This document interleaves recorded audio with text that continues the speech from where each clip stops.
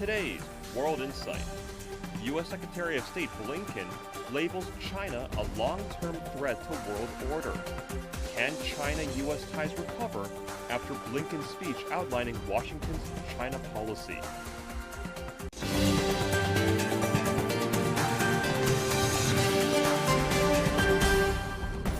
Hello and welcome to World Insight with me, Tian Wei. U.S. Secretary of State Antony Blinken delivered an address on Thursday outlining the Biden administration's policy toward China. Blinken bared a three-way strategy for competing with China that could define the world's economic and military balance, some say. The speech comes on the heels of U.S. President Joe Biden's Asia tour. He laid out the Indo-Pacific Economic Framework in Tokyo during the tour. That's the same time when he let slip startling words about Taiwan that earned protests from China. So what's next for China-U.S. relations, arguably one of the most important bilateral relations in our world today? Let's listen to our panelists.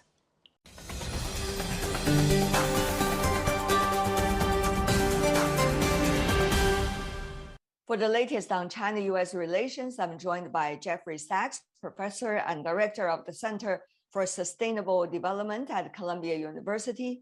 Also in Shanghai, Professor Shending Li from the Institute of International Studies with Fudan University. Gentlemen, welcome to the program. Thank you. Professor Sachs, it is your Secretary of State of the United States that delivered the speech talking about the relations with China. Some words he used, invest, align, and compete. Now, what do you make of these three rather abstract words? On the whole, this was a better speech than in the past, in my view, more constructive. I don't agree with all of it, but I found more intent to communicate and cooperate with China than in the past. And I think that this was an advance over what we've seen for many years because, of course, the U.S. has been in a very hostile attitude towards China for many, many years. I have regretted that very much.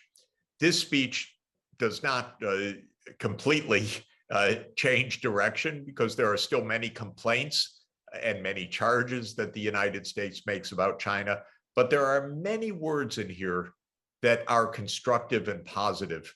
And I would point out, most importantly, to my mind, first, he says we need more communication. I've been asking for this for years, because if the two sides talk to each other, we're actually going to understand each other much better and actually find the path to cooperate much better.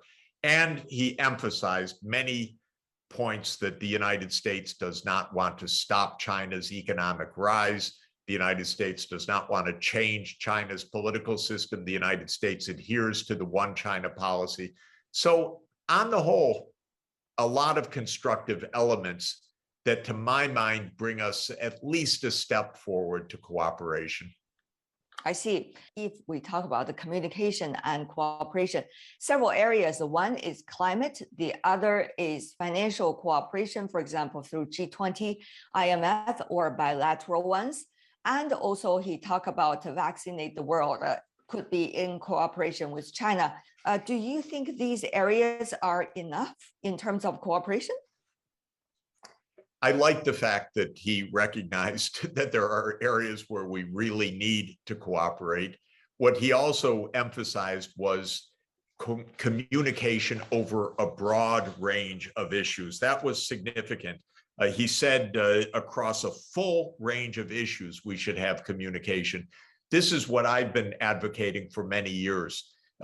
When the Biden administration first came in, they said, we don't want to continue the strategic dialogue. I thought that was a mistake, because when you talk to each other, you really understand each other much better. If you just are shouting across the social media, it can get out of hand. So I think that once the dialogue becomes more systematic and extensive, we could count on several areas of cooperation showing up. But the ones he mentioned are important.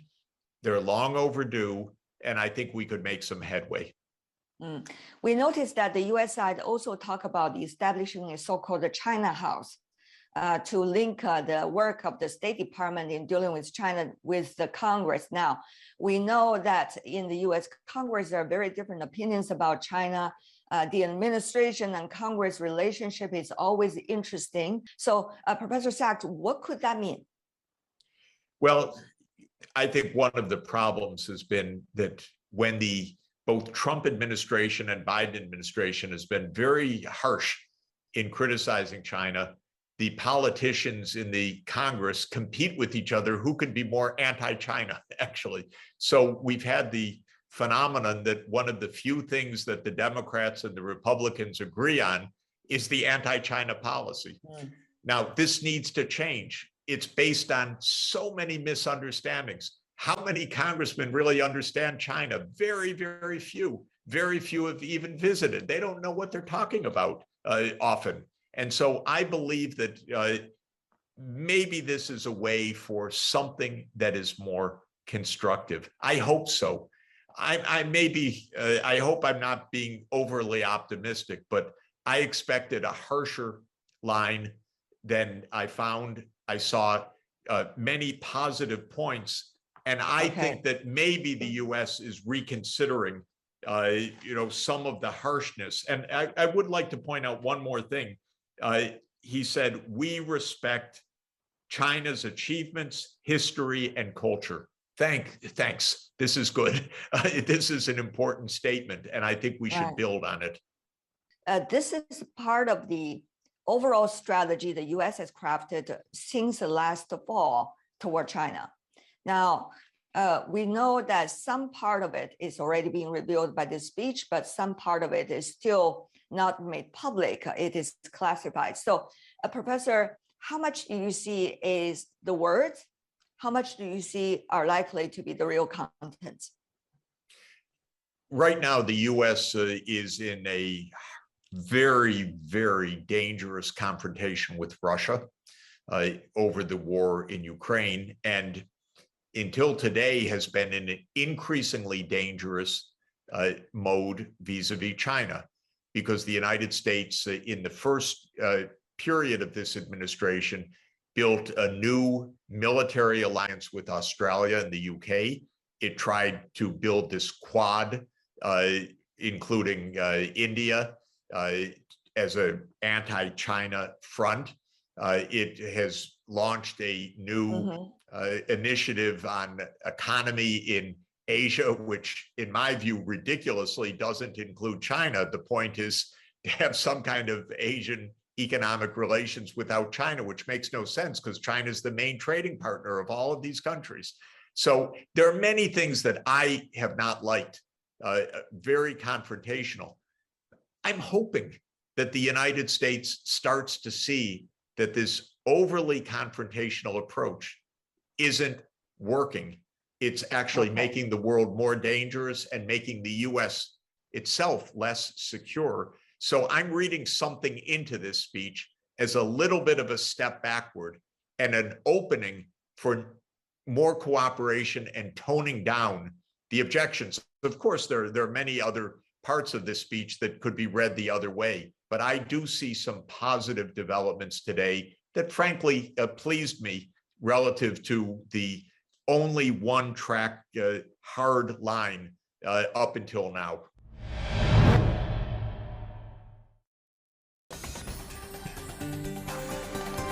The world is changing fast, taking all our lives with it. But we can change it too, by seeking answers to problems through discussions and debates. On World Insight, I ask direct questions to real people in the know, seek genuine answers, but respect diverse perspectives. Our live global debates tackle the most critical issues head-on. World Insight with Tian Wei go beyond the headlines. You're watching World Insight. Welcome back to both of you, Professor Sachs and Professor Shen. Now, professors, tell me more about how do you see whether the words will match the actions? Professor Shen. Well, that would take time to see. First, I have observed some cautious fixed by Secretary Blinken to the recent U.S. president's the so-called mistake. His remarks delivered in Tokyo on the issue of Taiwan. The U.S. president stated mistakenly, quote and quote, that the U.S. military would get involved in Taiwan issue. But the secretary made remarks. The U.S. one China policy has had no change, repeating what the spokesperson of the White House has fixed the same issue. Of course, we will see whether the U.S. government would stand by the secretary over the next months and years. We will see. But in my view, over the last 40 years, the U.S. has already made a major change of its initial one China policy, which is the three communique. Over time, it becomes three communique plus Taiwan Relation Act. And over time, it becomes Taiwan Relation Act plus three communique. Now, over time, at the Trump government time, the U.S. made it open of its previous confidential six promise to Taiwan, and which is an internal U.S. communication. It was there, but it's not open. But now U.S. has declassified it. And then last November, over the phone call, as a video meeting between the two presidents, the U.S. side, President Biden stated that the U.S. one China policy included this third item. And now it's on the State Department's website. How the U.S. can say there is no change of the U.S. one China policy? It has had a sea change. But of course, I would say over the last 3 days, there is no change since the White House spokesperson's fixing of the Biden's mistake. I see. Okay. Professor Sachs, briefly respond. I know you are not a geopolitical expert, but your brief response to what Mr. Shen's analysis.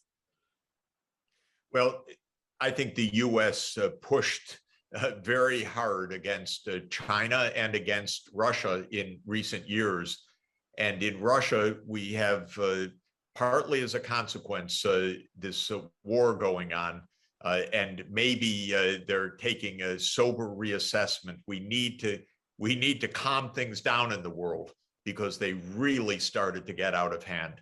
And I'm hoping that again, this one China policy is fundamentally important. Blinken did emphasize this, and I hope that they understand also from the experience going on in the other part of the world to tone things down, because this is very, very important. Dr. Henry Kissinger, earlier in a speech at the World Economic Forum, Professor Shen talked about Taiwan should not be the core issue in the negotiations and discussions between China and the United States.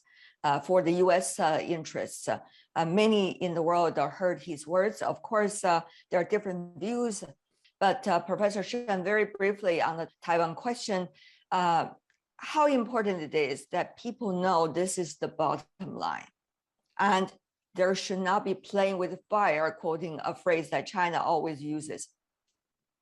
I second the former secretary, Mr. Kissinger's remarks. The Taiwan issue should not be made a core issue by the U.S. side, or he may dilute it by the Chinese side.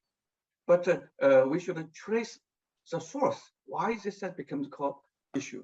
Because the U.S. has made it an issue. It's not the Chinese side that has made it issue. And when a country faces the issue of splitting, separation, I think no sovereign country with a contemporary notion of nation state would accept it. We heard the Secretary of State from the U.S. side has been talking a lot about, quote, shape the strategic environment to constrain China. Now, Professor Sachs, what is your understanding of this shaping, quote unquote, the environment? The United States government charges China with trying to create or undermine the international order, which I don't agree with. I think what is happening is China's becoming very successful within this international order, and that is unnerving the United States. So I don't agree with the basic claim that China has the intent to reshape the international order, and U.S. doctrine says to the detriment of the United States. I think there's plenty of scope for cooperation and without such charges. But in any event, let's get more specific, not these broad statements about reshaping the international order. That would be my advice. Professor Shen, we see the U.S. approach to NATO. We also see the U.S. president a very busy schedule in Asia-Pacific region, building the so-called IPEF and also the AUKUS and mechanisms like that. Now, how is China looking at, experts like you, looking at the so-called shaping the environment? For AUKUS, that would take a long time, 10 years, 20 years. And that's beyond our apprehension, because in 10 years, a lot would happen. Second, for Indo-Pacific Economic Framework, if it aims to shape an environment that would restrain China, China itself would have enough capability to live even better. And over time, the U.S. may quit this. Who knows, the U.S. would not continue the current Biden's approach. And China may apply for a membership, because this framework has never declared China is excluded. So we should keep a cautious mind to watch it while developing China in a respectful way. Open and inclusive, that's what Secretary Blinken from the U.S. side used a lot during his speech. Now, whether that is a real open and inclusive mechanism or mechanisms, whether these adjectives are real aspirations of the U.S., if China is not participating as the second largest economy in the world and the regional power and the rising power, that will be a very interesting question, isn't it? Yes. If the U.S. want to shape an environment in China's neighborhood to decouple China from the global production chain, that is not the content of openness and inclusiveness. I hope the U.S. would live up to its promise rather than handling the business in a contrary way. But China should be confident.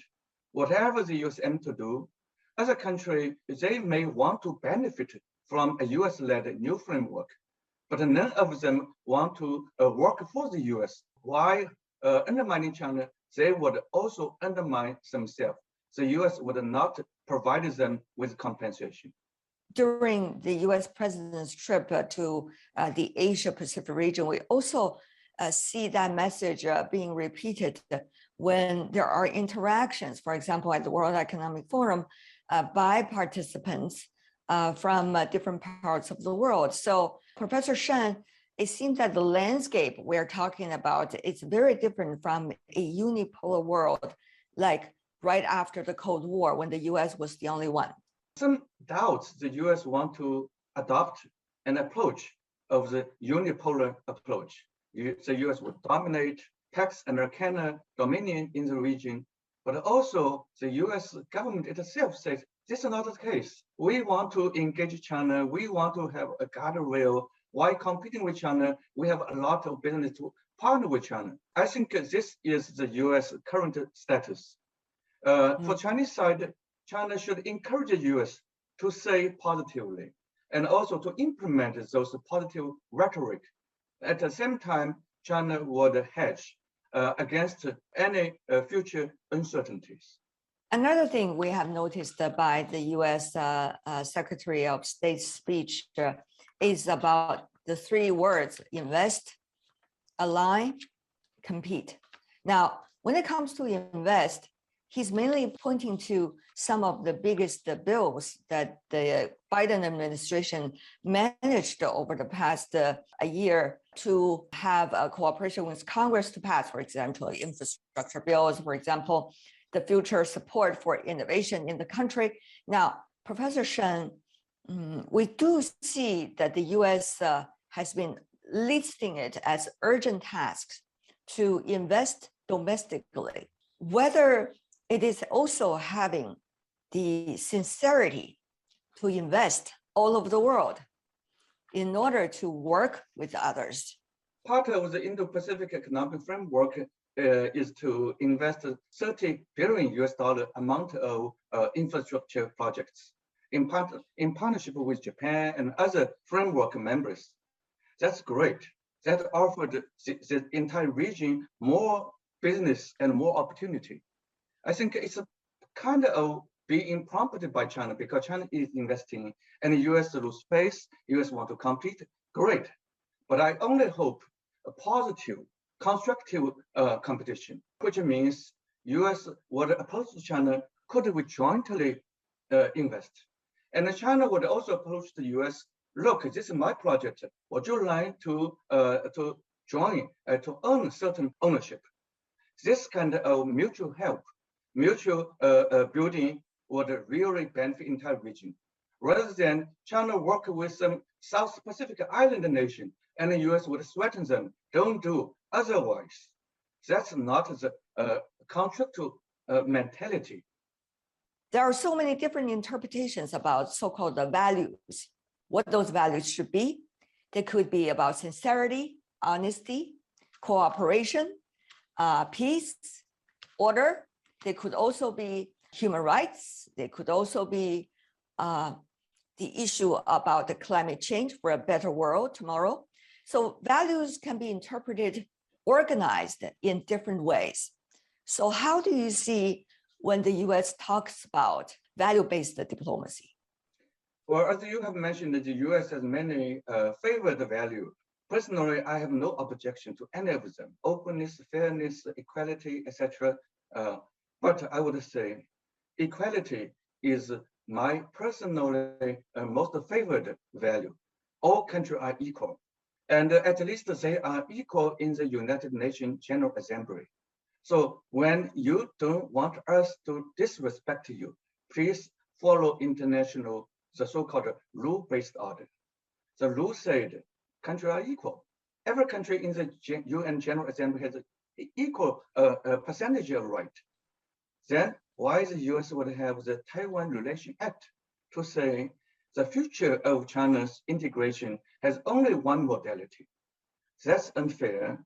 That belongs to China's internal rights. The US has no right to treat China so unequally. I hope Chinese side would never tell American side, your future way in handling colored people should have only one modality. We voiced our different view, but we would not say, if you keep suppressing those colored people, we would punish you. So this is, in my view, the number one, equality.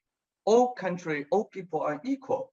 Why you say the human rights, you have your own human rights issue. So let's talk, communicate, and then understand better, speak less harshly, and act in a more proactively. Right. Now, Professor, my last question, many look at the world with the possibility of a binary world, so-called China and the United States into a zero-sum competition. Now, the world seems to be much more complicated than just two powers, China and the US, and everybody else has to fall into line. Particularly if you look at what happens after the Russian-Ukraine conflict, even though the US has managed to advance the cause of NATO. Professor, how do you see the right understanding of the realities of the world and the speech lately given by the Secretary of State of the United States? Professor. Apparently, the US want to continue its kind of a Pax Americana dominion. That is a unipolar world. If the US can bring benefits to other countries, probably this system would continue for a while. But it would naturally dissolve because with the US assistance to other country development, other countries would release their productivity, especially given globalization. Yeah. So the US domination of the world successfully would automatically result in a dissolution of this system. We want to a future better system to be evolved. No matter unipolar, binary, or triple polar, it has to be beneficial to the entire world. If a country all power, one can power, two power, three power, India would become power, or Russia would re-rise to be power. They would have a heart to bring benefits, development, and security to the world. They may compete, but they should not compete in a vicious way, a mutually harming way.